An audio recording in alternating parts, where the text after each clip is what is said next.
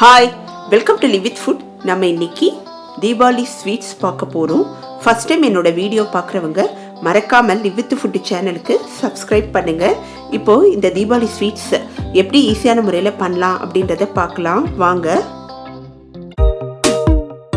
இப்போ நம்ம தீபாவளி ஸ்வீட்ஸில் ஃபஸ்ட்டு பார்க்க போகிறது கோகோனட் லட்டு. ரொம்ப சாஃப்டாக ஸ்மூத்தாக இருக்கும் இந்த லட்டு. ரொம்ப ஈஸியான ரெசிபி. முதல்ல இதுக்கு நான் தேங்காய் எடுத்திருக்கேன். இதில் இருக்கிற அந்த வெள்ளை பகுதி மட்டும் நமக்கு தேவைப்படும். அதனால் இதை சின்ன சின்னதாக கட் பண்ணி இதை நம்ம பீலரில் இப்படி எடுத்துடலாம். அப்படி இல்லைன்னா கத்தி வச்சும் நம்ம அந்த தோலை மட்டும் எடுத்துடலாம். அப்போ தான் நமக்கு வெள்ளையர்னு தேங்காய் லட்டு கிடைக்கும். இப்போ எல்லாத்தையும் நம்ம ரெடி பண்ணிட்டோம். இதை ஒரு மிக்சியில் நல்லா பூ மாதிரி அரைச்சிடலாம். இப்போ நம்ம ஒரு கடாய் வச்சுருக்கோம். இதில் நெய் விட்டுக்கலாம்.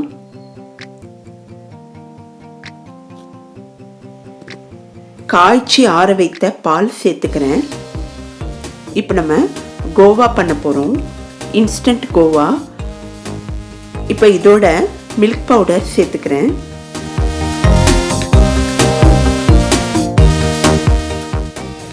இந்த கோவா சேர்த்தோன்னா லட்டு ரொம்ப டேஸ்ட்டாக இருக்கும். சிம்மில் வச்சு 2-3 நிமிஷம் நம்ம இந்த மாதிரி இலக்கி விட்டுட்டே இருந்தோன்னா நமக்கு இந்த மாதிரி கோவா தயாராகிடும். இதை தனியாக எடுத்து வச்சிடலாம். இப்போ சர்க்கரை பாகிற்கு இப்போ நம்ம கொஞ்சமாக தண்ணி விட்டுருக்கோம். இதில் அளந்து வைத்திருந்த சர்க்கரையை சேர்த்துக்கிறோம். சர்க்கரை நல்லா கரையணும். அதனால் சிம்மில் வச்சுட்டு 2-3 நிமிஷம் நல்லா இந்த மாதிரி மிக்ஸ் பண்ணி விட்டோன்னா சர்க்கரை ஈஸியாக கரைஞ்சிடும். சர்க்கரையில் அழுக்கு இருந்ததுன்னா கொஞ்சமாக பால் விட்டோன்னா அது மேலே நுர வந்தோடனே நம்ம அதை தனியாக எடுத்துடலாம். இப்போ நமக்கு சர்க்கரை பாகிற்கு நம்ம ரெடி பண்ணிகிட்ருக்கோம். ஒரு கம்பி பதம் வரணும். இப்போ பாருங்கள், நமக்கு ஒரு கம்பி பதம் வந்துடுச்சு. இந்த டைமில் அரைத்து வச்சிருந்த அந்த தேங்காவை சேர்த்துக்கலாம். அடுப்பை சிம்லேயே வச்சுக்கலாம். நல்லா மிக்ஸ் பண்ணி விட்டுடலாம். ரொம்ப ஈஸியான ரெசிபி. இப்போ நமக்கு வேணும்னா 1 இல்லைன்னா 2 ஸ்பூன் நெய் விட்டுக்கலாம். நல்லா மிக்ஸ் பண்ணிக்கலாம். வாசனைக்கு ஏலக்காய் தூள் கொஞ்சம் சேர்த்துக்கலாம்.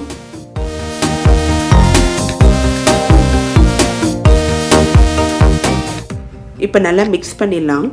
நம்ம தயார் பண்ணி வச்சுருந்த அந்த கோவாவை இதில் சேர்த்துக்கலாம்.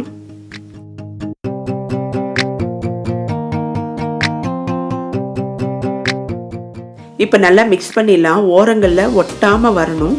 அது வரைக்கும் நல்லா மிக்ஸ் பண்ணிவிட்டு இப்போ நம்ம அடுப்பை ஆஃப் பண்ணிவிட்டு வாசனைக்கு ரோஸ் எசன்ஸ் கொஞ்சம் விட்டுக்கலாம். இப்போ இதை நல்லா ஆற விடலாம். இப்போது நல்லா சூடு ஆறின பிறகு மிக்சியில் இதை நல்லா பொடி பண்ணிடலாம். அப்போ தான் நமக்கு மிருதுவான லட்டு தயாராகிடும். இப்போ நம்ம லட்டு பிடிக்க ஆரம்பிக்கலாம். நமக்கு சுவையான தேங்காய் லட்டு தயாராகிடுச்சு.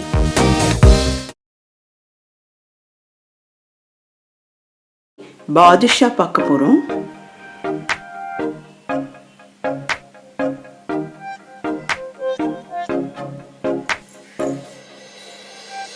எப்படி பண்ணுறதுன்றதை பார்க்கலாம். ஃபஸ்ட்டு நம்ம மைதாவை எடுத்துக்கலாம். இதை நல்லா சலிச்சு எடுத்துக்கலாம். இங்கே கொடுத்துருக்கிற அளவுலேயே நீங்கள் பண்ணிங்கன்னா உங்களுக்கு கரெக்டாக வரும். இந்த பாதுஷா ரொம்ப ஈஸியான ஸ்வீட்டு. முக்கியமாக தீபாவளிக்கு பிகினர்ஸுக்கு ரொம்ப ஈஸியாக இருக்கும் இது.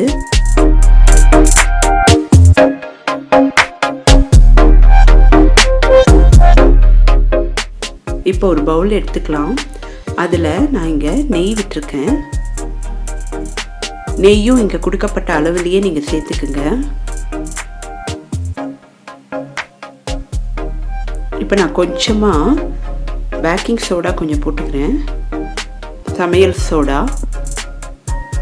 இதை நல்லா கலந்து விட்டுக்கலாம்.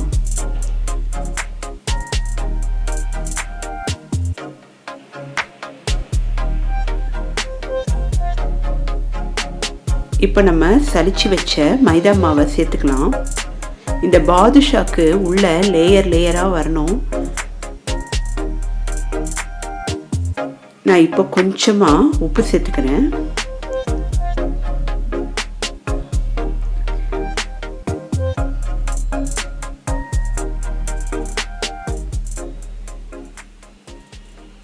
இப்போ நான் வெதுவெதுப்பான தண்ணி கொஞ்சம் கொஞ்சமாக விட்டு மாவை பிசைஞ்சிக்கிறேன். தண்ணி விடும்போது பார்த்து விட்டு பிசைஞ்சிக்குங்க.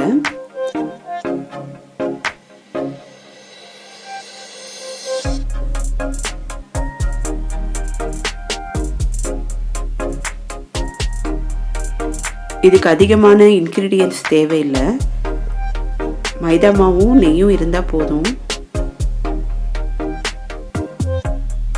இந்த மாதிரி நம்ம பக்குவத்தில் மாவை பிசைஞ்சிக்கலாம். பாருங்கள், லேயராக இருக்கிற மாதிரி பார்த்துக்கணும். நான் இப்போ பிசைஞ்ச மாவை நல்லா ஒரு மூடி போட்டு மூடி வச்சு ஒரு 30 நிமிஷம் அதை டிஸ்டர்ப் பண்ணாமல் விட்டுடலாம். நல்லா ஊறட்டும்.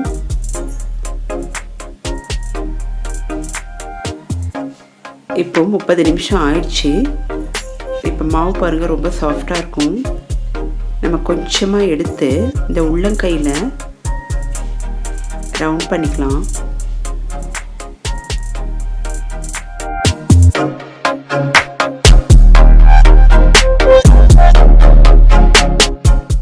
நல்லா உள்ளங்கையாலேயே உருட்டி ஒரு ப்ரெஸ் பண்ணி நடுவில் ஒரு ஹோல் இல்லைன்னா இந்த மாதிரி ஒரு அழுத்தி விட்டுக்கலாம்.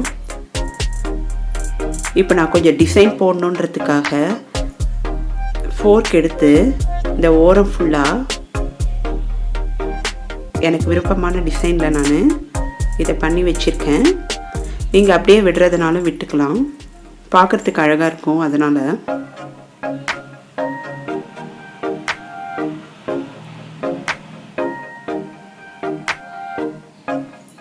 இந்த மாதிரி ஃபோர்க்கில் ஒரு அழுத்தி கோடு போட்டுக்கலாம். இப்படி இருக்கும். இந்த மாதிரி எல்லாத்தையும் பண்ணி வச்சிடலாம். ஆனால் எப்போவுமே அதை மூடி போட்டு வச்சுருங்க. இப்போது சுகர் சிரப்புக்காக ஒரு கடாயில் சர்க்கரை போட்டிருக்கேன். அது முங்குற அளவுக்கு தண்ணி விட்டுக்கலாம்.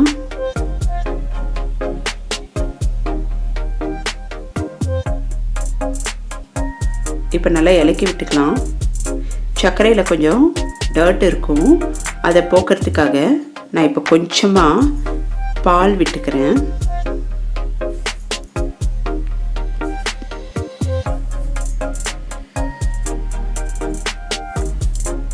இன்னும் 2-3 நிமிஷத்தில் இது நல்லா கொதிக்க ஆரம்பிக்கும்.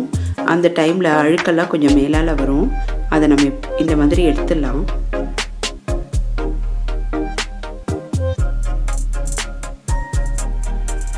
இப்போது ஒரு கம்பி பதம் வரணும். கொஞ்சம் கேர்ஃபுல்லாக கிளறி விட்டுட்டு இருக்கலாம். பாருங்கள்,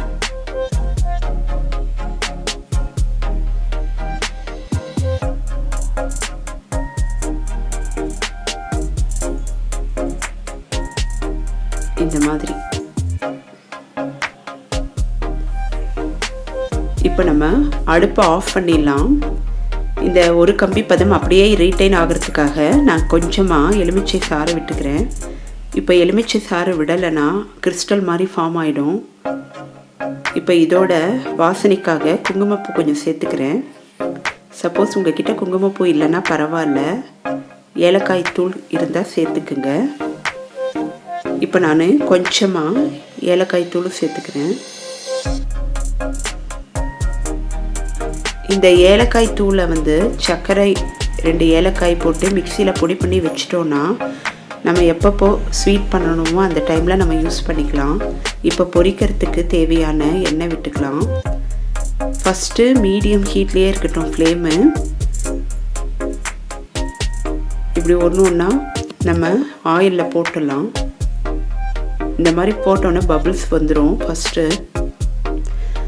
சிம்மிலேருந்து மீடியம் ஹீட்லேயே இருக்கணும் ஃப்ளேமு. இப்போ திருப்பி விட்டுக்கலாம். கொஞ்சம் கலர் மாறும், உள்ளே எல்லாம் வேகணும். அதனால் கொஞ்சம் பொறுமையாக பார்த்து நம்ம எடுத்துடலாம்.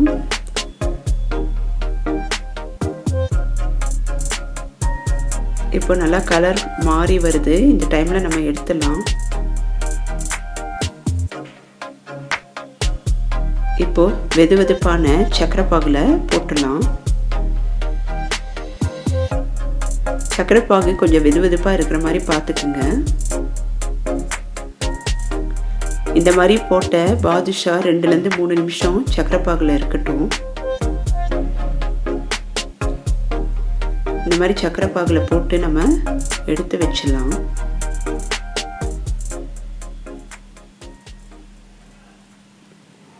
ஈஸியாக ரெடி பண்ணிடலாம். இது இந்த மாதிரி நமக்கு சுவையான பாதுஷா தயாராகிடும்.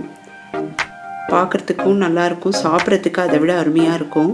நீங்கள் ட்ரை பண்ணி பாருங்கள்.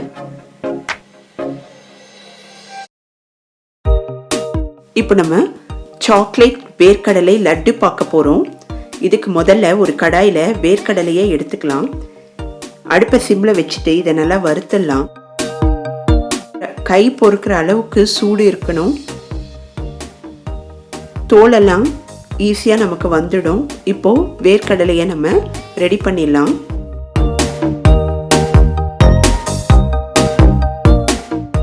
இனிப்பிற்கு வெல்லம் எடுத்திருக்கோம். இது ரெண்டுத்தையும் மிக்சியில் நல்லா பொடி பண்ணிக்கலாம். இதோட கோகோ பவுடர் கொஞ்சம் சேர்த்துக்கலாம். வாசனைக்கு ஏலக்காய் தூள் சேர்த்துக்கலாம். ஈஸியான ரெசிபி, நிமிஷத்தில் பண்ணிடலாம். இப்போ அரைச்சிட்டு வந்துடலாம். எனக்கு இன்னும் கொஞ்சம் கூடி கோகோ பவுடர் தேவையாக இருந்தது, அதனால் சேர்த்து அரைச்சிடுறேன். இப்போ ஒரு பிளேட்டில் இதை கொட்டிடலாம். இதுக்கு நெய்யெல்லாம் தேவையில்லை. ஈஸியான முறையில் நமக்கு சாக்லேட் பீனட் லட்டு தயாராகிடுச்சு. குழந்தைங்களுக்கெல்லாம் ரொம்ப பிடிக்கும். இந்த சாக்லேட் சுவையோட விரும்பி சாப்பிடுவாங்க. நமக்கும் இந்த தீபாவளிக்கு வித்தியாசமான ரெசிபி பண்ண மாதிரி இருக்கும். டேஸ்ட் அபாரமாக இருக்கும். எல்லாரும் விரும்பி சாப்பிட்ற ஒரு ஸ்வீட்டாக இது இருக்கும். நீங்கள் கண்டிப்பாக ட்ரை பண்ணி பாருங்கள். இது மேலே உங்களுக்கு விருப்பம் இருந்தால் நட்ஸு சேர்த்துக்கலாம். நமக்கு இப்போது சாக்லேட் பீனட் லட்டு தயாராகிடுச்சு.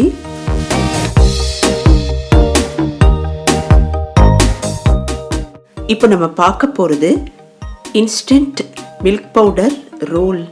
இதுக்கு முதல்ல கோவா தயார் பண்ணிக்கலாம். அதுக்கு நெய், பால், மில்க் பவுடர் இது எல்லாத்தையும் ஒன்றா சேர்த்துக்கலாம். அடுப்பை சிம்மில் வச்சு இதை நல்லா கிளறி விட்டுட்டே இருக்கலாம். இப்போது சுவைக்காக நான் சர்க்கரை கொஞ்சமாக சேர்த்துருக்கேன். இப்போ நம்ம அடுப்பை ஆஃப் பண்ணிவிட்டு ரோஸ் எசன்ஸ் கொஞ்சம் விட்டுக்கலாம். நல்லா வாசனையாக இருக்கும். இப்போ நல்லா மிக்ஸ் பண்ணி விட்டுடலாம். இந்த ஸ்வீட் ரொம்ப நல்லாயிருக்கும். நீங்கள் ட்ரை பண்ணி பாருங்கள்.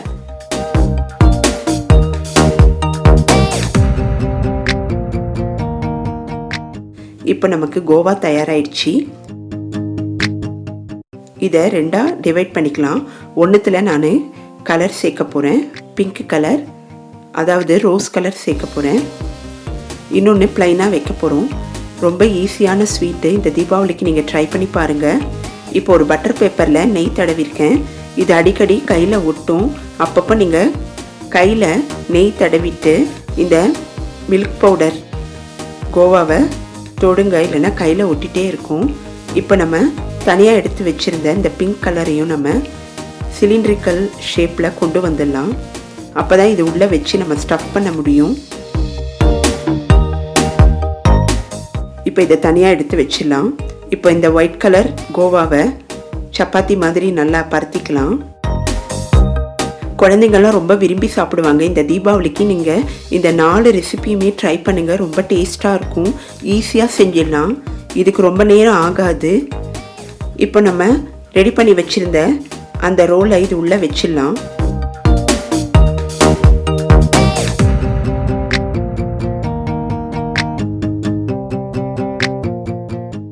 இது செட் ஆகணும்னா 5லேருந்து 10 நிமிஷம் ஃப்ரிட்ஜில் வைங்க. அப்படி இல்லைன்னா நீங்கள் அப்படியே வச்சுட்டாலே ஒரு 1/2 அன் ஹவரில் இது செட் ஆகிடும். இப்போ நம்ம தனியாக பிரித்து எடுத்து இதை சின்ன சின்ன துண்டுகளாக கட் பண்ணிக்கலாம். நமக்கு மில்க் ரோல் தயாராகிடுச்சு. டேஸ்ட் ரொம்ப நல்லா இருக்கும். கண்டிப்பாக நீங்கள் ட்ரை பண்ணி பாருங்கள். இந்த தீபாவளிக்கு இந்த ஸ்வீட்லாம் செஞ்சு பாருங்கள். இந்த வீடியோவை லைக் பண்ணுங்கள், ஷேர் பண்ணுங்கள், மறக்காமல் லிவ் வித் ஃபுட் சேனலை சப்ஸ்கிரைப் பண்ணுங்கள். நெக்ஸ்ட் வீடியோவில் மீட் பண்ணுறேன். பாய்.